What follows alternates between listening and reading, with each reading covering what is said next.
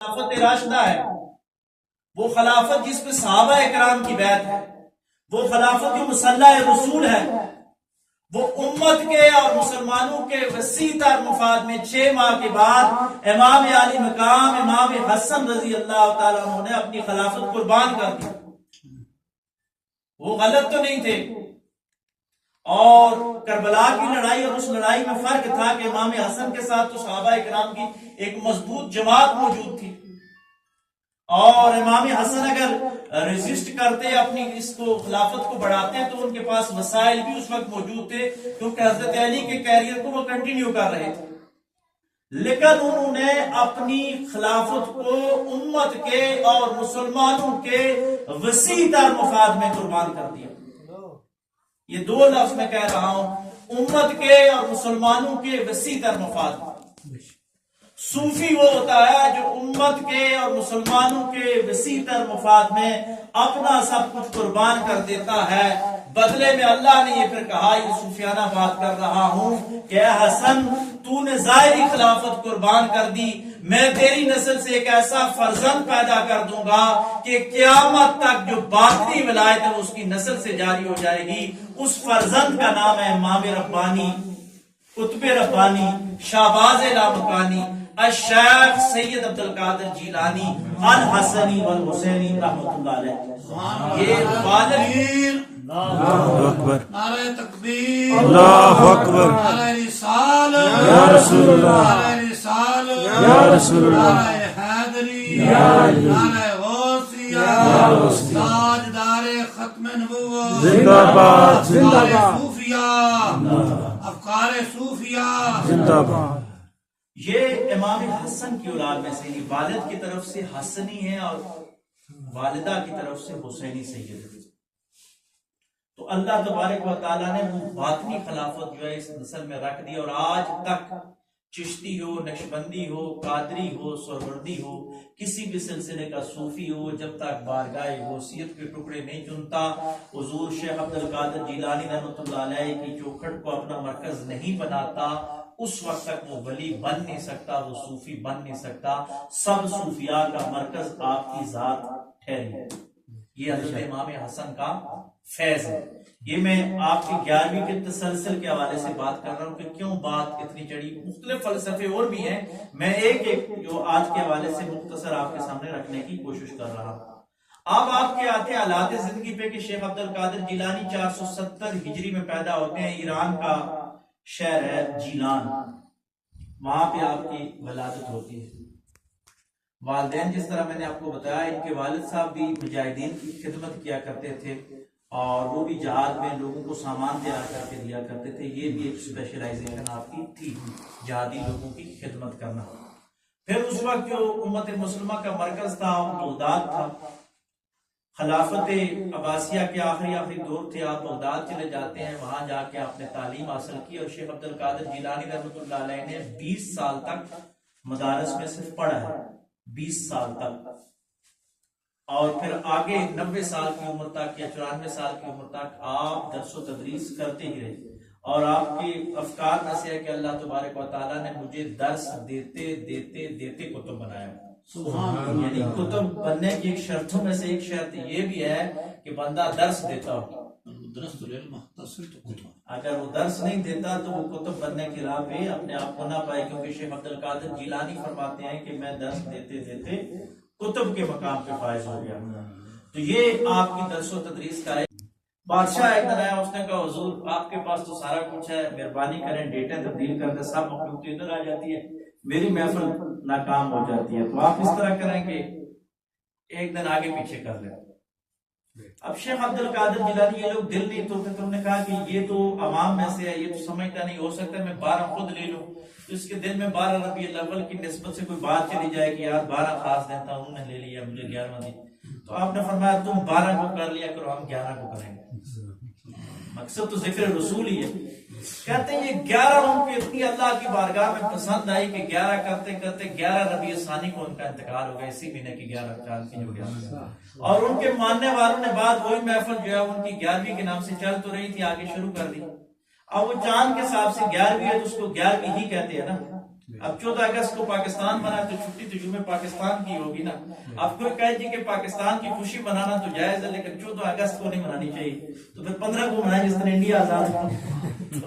بھائی انہوں نے 11 منائی تو 11ویں کی نسبت سے 11ویں ہی ہے آج, حالانکہ آج 11ویں نہیں ہے, آج کوئی اور ڈیٹ ہے لیکن ہم منا رہے ہیں, نام 11ویں کا دیتے ہیں کہ وہ 11 کو مناتے تھے. تو ان کی بارگاہ میں قبول ہوئی, اللہ کی بارگاہ میں پھر چلی اتنی کہ یہ چلتی چلے گی. اس کی پھر ایک الگ فلسفہ ہے کہ اس کے فائدے کیا ملیں گے. آخر میں ایک فائدہ بتا کے بات کو کلوز کروں گا, بہت لمبی ہوگی بات, کہ یہ ایک فلسفہ اس کا. دوسرا فلسفہ صوفیاء یہ بتاتے ہیں کہ جتنے بھی اہم واقعات ہوئے یہ سارے چاند کی 10ویں اور 11ویں کوئی بڑی آپ نے سنی ہوگی. آدم علیہ السلام کا حوا علیہ السلام کا ملنا, موسیٰ علیہ السلام کا فرعون سے نجات, نوح علیہ السلام کی کشتی جودی سے, یہ مختلف پورا ایک فلسفہ جس کو تاریخ سے جوڑتے ہوئے علماء بیان کرتے ہیں کہ بڑے اہم واقعات چاند کی 10 اور رات 11ویں تھی تو ہوئے. تو یہ 11 کی نسبت انہوں نے اپنے روحانی توجہات اور تصرفات سے بتائی کہ 11ویں کی رات بڑی اہم رات ہوتی ہے, اس رات میں عبادت کرنی چاہیے, ذکر کرنا چاہیے. ایک فلسفہ یہ بھی ہے. اس کی جو برکتیں ہوئی وہ کیا ہوئی کہ قادری صوفیاء یا چشتی یا سب نے بتایا, اور جس نے بھی 11ویں میں آتے ہوئے سن رہا تھا, یہاں ختم 11ویں شریف پڑھی جا رہی تھی اور بڑی خوبصورت انداز کے ساتھ آپ اوراد و وظائف کا ورد کر رہے تھے. اور میں سمجھتا ہوں کہ ان کو اگر اسی تسلسل کے ساتھ پڑھا جائے تو روحانیت میں بڑا اضافہ ہوتا ہے, بغیر کسی مادی اس کی روحانیت کے ساتھ بڑا لطف آ رہا تھا واقعی. تو ایک اس کا سبب یہ بھی ہے کہ اس انداز کے ساتھ چلو چلتا رہے, لیکن فائدے اس کے کیا ہوگا. میں صرف ایک واقعہ اپنے جد اعلیٰ, اپنے روحانی جو میرے شیخ طریقت ہیں خواجہ خواجگان خواجہ ابوالخیر پیر محمد عبداللہ جان صاحب رحمۃ اللہ علیہ, تاجدار دربار عالیہ مرشد آباد شریف پشاور, وہ فرماتے ہیں کہ میں ہندوستان میں گیا صابر پیر رحمۃ اللہ علیہ کے اس پہ کلیر شریف میں, یہ چشتی سلسلے کے بہت بڑے بزرگ ہیں. کہتے ہیں ان کے اس پہ میں گیا اور پاکستان کی طرف سے جو قافلہ تھا وہ میری سرپرستی میں صوفیاء کا قافلہ گیا. تو کہتے ہیں وہاں پہ گیا اور بازار میں سلام کے بعد ہم اس مارکیٹ سے گزر رہے تھے کہ اچانک ایک سکھ آیا. وہاں مشرقی پنجاب میں زیادہ تر سکھ ہی رہتے ہیں انڈیا میں. کہتا ہے اس نے آ کے میرے قدموں پہ گرا اور چیخ ماری, اور چیخ مار کے کہتا ہے کہ سرکار میری دکان پہ آؤ 11ویں شریف کی دیکھ دے. کہتے ہیں میں بڑا حیران ہوا کہ سکھ ہے اور سکھ کا تعلق 11ویں شریف سے کیسا ہوا. کہتے میں چلنے لگا تو ایک بندے نے کہا جی کہ کان میں کہا, ذرا پاکستانی قافلہ تھا, پھر اس نے کہا کہ حضرت یہ کوئی جو بندہ ہے نا یہ سکھ ہے, تو سکھوں کا 11ویں سے کیا تعلق, پتہ نہیں ان کا پکانے کا بھی کیا انداز ہوگا. کہتا وہ سن گیا, اس نے کہا حضرت صاحب تسی چلو تو صحیح, میں تمہیں گل دسنی ہے, تے دوجی گل یہ ہے کہ میں مسلمانوں کی دکان تو منگا رہے چاہوں. کہتے ہم گئے, 11ویں کا ختم ہوا, دعا آئی, تو اس کے بعد اس نے کہا کہ میں مسلمان ہونا چاہتا ہوں, مجھے کلمہ پڑھایا. تو ہمارے پیر صاحب کا قادری سلسلے کے ساتھ ایک یہ تعلق تھا کہ تھے تو نقشبندی صوفیاء میں سے, لیکن میرے مرشد جو ہے وہ ہمیشہ آج تک ہمارے یہاں چاند کی 10 کو رات 11ویں جو ہوتی ہے پکی محفل 11ویں ہوتی ہے. اور 11 دن شیخ عبد القادر جیلانی رحمۃ اللہ علیہ کے مزار پہ عراق میں ہمارے مرشد خواجہ ابوالخیر صاحب نے چلا کیا تھا. اور پھر مدینہ شریف جب پہنچے اس سفر کے بعد, تو مدینے میں ان کو خواب آیا کہ حضور شیخ عبد القادر جیلانی رحمۃ اللہ علیہ قادریہ سلسلے کا جبہ انہیں عنایت فرما رہے ہیں. تو کہتے ہیں صبح اٹھ کے میں نے یہ واقعہ مولانا شفیع اکاڑوی صاحب رحمۃ اللہ علیہ کو بتایا, جو وہاں پہ اس وقت وہ بھی تھے. اتفاقاً ملے تو میں نے کہا حضرت آپ عالم بھی ہیں تو آج یہ خواب دیکھیے. تو کہا انہوں نے کہا کہ خواب تو بڑی مبارک ہے, ادھر چشتی سلسلے کے قادری سلسلے کے ایک بزرگ مدینہ میں قطب مدینہ شیخ ضیاء الدین مدنی رحمۃ اللہ علیہ, تو آئیں آپ کو ان سے ملاتے ہیں. کہتے ہیں میری ان سے پہلی ملاقات نہیں تھی, پہلی ملاقات تھی. کہتے ہیں میں نے جا کے جو ہی کہا تو انہوں نے کہا میں تو آپ کے انتظار میں تھا, حضور علیہ السلام کے روزے کے سامنے کھڑے کر ان کو قادری سلسلے کا جبہ پہنایا. یعنی ہمارے حضرت صاحب کو قادری سلسلے میں اجازت مدینہ میں حضور کے روزے کے سامنے دی. تو یہ غوث پاک کے ساتھ ہمارے قادری سلسلے کی نسبت تھی. اس سکھ نے کہا کہ مسلمان ہونا چاہتا ہے. اب حضرت صاحب بھی تو عارف آدمی تھے, انہوں نے سکھ کو کہا کہ مسلمان تو میں کروں گا, لیکن پہلے اس مجمع کو بتاؤ جو حقیقت ہے, میں نہیں بتاتا, آپ بتاؤ کیا حقیقت. کہتا اس نے کھڑا ہو کے اس نے کہا کہ حضور ہم بڑے غریب لوگ تھے, بڑے کنگال مفلس, پاکستان بننے سے پہلے کی بات ہے. تو میری والدہ کو مسلمان کسی پڑوسی نے کہا کہ اگر گھر میں برکت لانا چاہتے ہو, خوشحالی لانا چاہتے ہو تو 11ویں دیا کرو. ہمارا دین سے کوئی تعلق نہیں تھا, لیکن میری والدہ 1 روپیہ یا 1 آنا اس وقت کے حساب سے 11ویں دے دیتی مسلمانوں کو. کرتے کرتے ہمارے حالات اچھے ہوتے گئے، ہم امیر ہوتے گئے، میں بہت حد تک گیا تو ہر 11ویں پہ ہمارے گھر میں ضرور 11ویں ہوتی تھی، چاند کی 11ویں آتی تو میری والدہ 11ویں، جو میں خاص لوگوں کو بتاتا ہوں اور قیامت تک وہ خاص آگے بتاتے رہیں گے، اس کو اذن کا علم کہتے ہیں۔ حضور نے فرمایا کہ اللہ تبارک و تعالیٰ جو کچھ میرے سینے میں ڈالتا ہے میں ابو بکر صدیق کے سینے میں ڈال دیتا ہوں۔ تو یہاں پہ محدثین مفسرین نے فرمایا کہ قرآن و حدیث تو سارا ظاہر تھا، ابو بکر صدیق رضی اللہ تعالیٰ کے سینے میں کیا بات ڈالی جا رہی تھی۔ یا حضرت علی کے بارے میں اس طرح فرمایا کہ میں ان کا شہر والی اس کا دروازہ ہے، تو یہ کون سا دروازہ تھا؟ ان تو سارا وہ الٹا رہے تھے حضور علیہ السلام، تو یہ کس دروازے کی بات ہو رہی ہے؟ لیکن یہ وہ باطنی باتیں تھیں جو اذن کا علم تھا، کوئی حضرت علی کو بتایا، کوئی حضرت ابوبکر صدیق رضی اللہ تعالیٰ کو بتایا، کوئی حضرت عمر کو، حضرت عثمان ذوالنورین صحابہ اکرام کو بتایا، حضرت بلال کو بتایا، حضرت ابو ذر غفاری کو بتایا، حضرت انس کو بتایا۔ حجاج بن یوسف نے ایک دفعہ ایک صحابی رسول سے پوچھا کہ مجھے فلاں آیت کا وظیفہ بتا دو، میں نے سنا ہے کہ حضور علیہ السلام نے تمہیں بتایا، تو انہوں نے فرمایا کہ میں ایک ظالم اور نائل آدمی کو تو نہیں دے سکتا نا، یہ حضور علیہ السلام کی اذن کا علم۔ تو اذن کا علم صوفیاء نے خاص لوگوں کو دیا ہے، وہ ہمیں نہیں پتا لیکن آج تک وہ چل رہا ہے۔ جتنے بھی ولی ہیں صوفی ہیں اذن دیتے ہیں، اور اذن میں برکتیں بھی ہوتی ہیں۔ میں یہ جماعت اسلامی کے بانی ہیں مولانا مودودی صاحب، مودودی صاحب کو جماعت اسلامی والے تصوف کو نہیں مانتے، لیکن ان کے اپنے بیٹے نے کہا کہ یہ مودود جو ہے نا، مودود یہ افغانستان کا ایک علاقہ، اور مودود چشت کی اولاد میں سے مودودی صاحب جو ہے مولانا مودودی، تو مودود چشتی رحمۃ اللہ علیہ نے اپنی اولاد کو یہ اذن دیا تھا کہ کتا اگر باولا کتا کسی کو کاٹ جائے تو مودود چشتی کی اولاد میں سے آج بھی جو لوگ ہیں وہ اگر اس پہ دم کرتے ہیں تو وہ دم ان کا اثر کرتا ہے، اس کو ویکسینیشن کی ضرورت نہیں ہوتی، یہ کرامت ہے۔ لیکن بدلے میں ان کے والد مودود چشت نے کہا تھا کہ گردے آپ نے نہیں کھانے گوشت میں کہیں بھی پڑے۔ تو مودودی صاحب کا بیٹا کہتا ہے کہ میرے والد جو ہیں وہ تصوف کے ناقدین میں سے تھے، تو اللہ کے پیش ایسے کیا جاتا ہے، وہ تصوف کو کہیں مانتے بھی تھے لیکن آگے ان کے ماننے والوں نے اپنے دیواریں کھڑی کرنے کے لیے، اپنی دکان چمکانے کے لیے، میں ان کو بھی کہتا ہوں کہ نام انہوں نے مودودی رکھا تھا تو اپنے اس سے جد اعلیٰ سے نسبت تو ہوئی ہوگی نا کہ مودود چشتی کی اولاد میں سے۔ وہ کہتا ہے کہ میرے جو والد تھے مولانا مودودی بھی ایک جگہ ہم گئے تو گوشت ڈالا گیا ڈونگے میں تو گردے آ گئے، تو انہوں نے گردے الگ کر دیے، تو اس نے کہا کہ آپ کیوں نہیں کھاتی؟ حلال ہے؟ فرمایا اس لیے نہیں کھاتے کہ ہماری نسل میں یہ روحانی اذن چل رہا ہے، اگر ہم گردے کھا جائیں تو وہ فیض ختم ہو جائے گا، یہ اذن کا علم ہے اور ہم باولے کتے کا علاج کرتے ہیں۔ تو مولانا مودودی جماعت اسلامی کے بانی ہے لیکن وہ بھی اس اذن کی بات کو آگے چلاتے رہے اور ان کے خاندان میں آج تک چل رہی ہے۔ یہ دوسرا علم ہے۔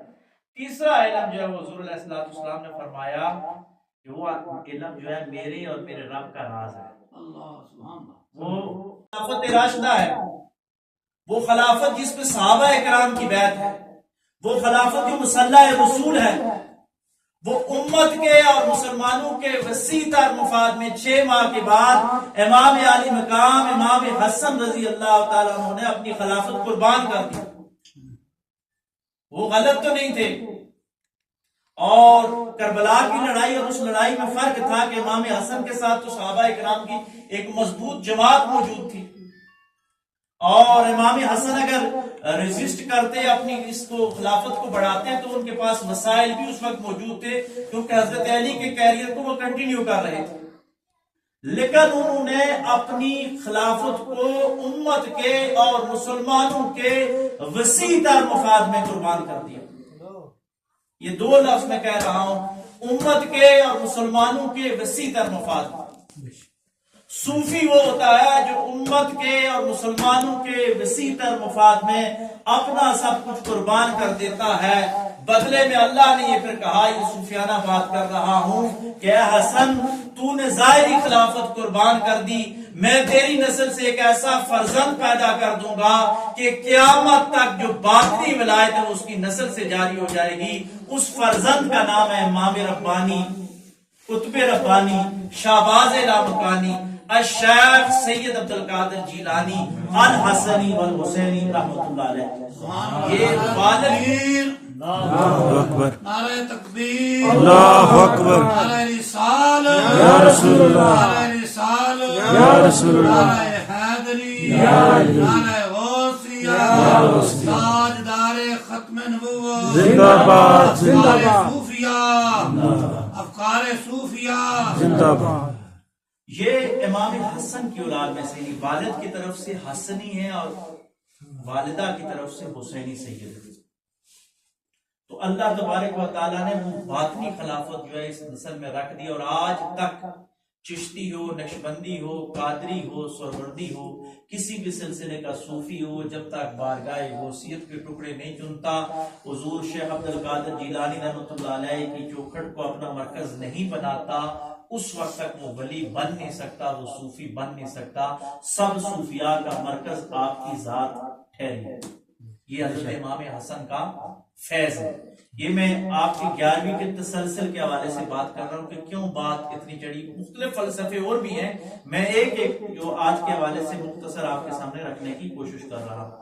اب آپ کے آتے حالات زندگی پہ کہ شیخ عبد القادر جیلانی 470 ہجری میں پیدا ہوتے ہیں. ایران کا شہر ہے جیلان، وہاں پہ آپ کی ولادت ہوتی ہے. والدین جس طرح میں نے آپ کو بتایا، ان کے والد صاحب بھی مجاہدین کی خدمت کیا کرتے تھے، اور وہ بھی جہاد میں لوگوں کو سامان تیار کر کے دیا کرتے تھے. یہ بھی ایک اسپیشلائزیشن آپ کی تھی، جہادی لوگوں کی خدمت کرنا. پھر اس وقت جو امت مسلمہ کا مرکز تھا وہ بغداد تھا. خلافت عباسیہ کے آخری دور تھے. آپ بغداد چلے جاتے ہیں، وہاں جا کے آپ نے تعلیم حاصل کی، اور شیخ عبد القادر جیلانی رحمۃ اللہ علیہ نے 20 سال تک مدارس میں صرف پڑھا ہے، 20 سال تک. اور پھر آگے 90 سال کی عمر تک یا 94 سال کی عمر تک آپ درس و تدریس کرتے ہی رہے. اور آپ کے افکار میں سے ہے کہ اللہ تبارک و تعالیٰ نے مجھے درس دیتے دیتے دیتے کتب بنایا. یعنی کتب بننے کی ایک شرطوں میں سے ایک شرط یہ بھی ہے کہ بندہ درس دیتا ہو. اگر وہ درس نہیں دیتا تو وہ کتب بننے کی راہ پہ اپنے آپ کو نہ پائے، کیونکہ شیخ عبد القادر جیلانی فرماتے ہیں کہ میں درس دیتے دیتے کتب کے مقام پہ فائز ہو گیا. تو یہ آپ کی درس و تدریس کا لوگوں پہ ہوتی ہے اور آج تک ہو رہی ہے. جس طرح میں نے ابھی تذکرہ کیا کہ مستری رحمت دین صاحب کا تذکرہ کرنا میرے بس کی بات نہیں تھی، یہ ان کی کرامت ہے، اللہ کا ان پہ فضل ہے. اب ماننے والے ایک طرف سے مانیں گے، نہ ماننے والے دوسری طرف لے کے جائیں گے، لیکن نہ ماننے والوں کا اپنا ہی گھاٹا. اب یہ بات ہے کہ کرامت کو سائنسی انداز کے ساتھ یا مادی علوم کے ساتھ بیان کرنا، یہ جو ہے یہ زیادتی ہے، کیونکہ روح کی سائنس اور ہے اور مادی سائنس اور ہے. آج کل لوگ دہریے بنتے جا رہے ہیں اس بات سے.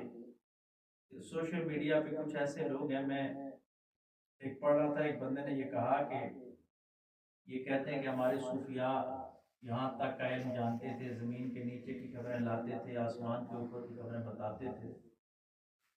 تو اس نے کہا کہ یہ سارے جو ہے یہ مکے مدینے جاتے رہے، اور 100 سال پہلے انگریز نے وہاں سے تیل نکالا ہے.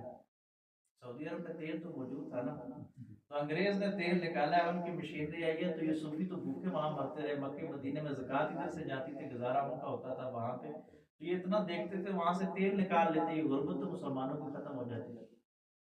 ہاں نا، فلسفے والی بات. تو اب مائنڈ جو ہے نا وہ پیرل بہت آگے سوچنا شروع ہو گیا. آج کل کا 4 سال کا بچہ بھی جو سوچ رہا ہے، ہمارے وقت میں 40 سال کا بھی وہ دماغ نہیں سوچتا تھا. یہاں سے ایک اور بندے نے لیا، وہ بندہ دین اسلام سے ہار ہو گیا. یعنی اس بندے نے تو صوفیاء کے حوالے سے بات کی، بغض صوفیاء میں بات کی، لیکن یاد رکھیے گا یہ برج ہے اللہ کے ولی.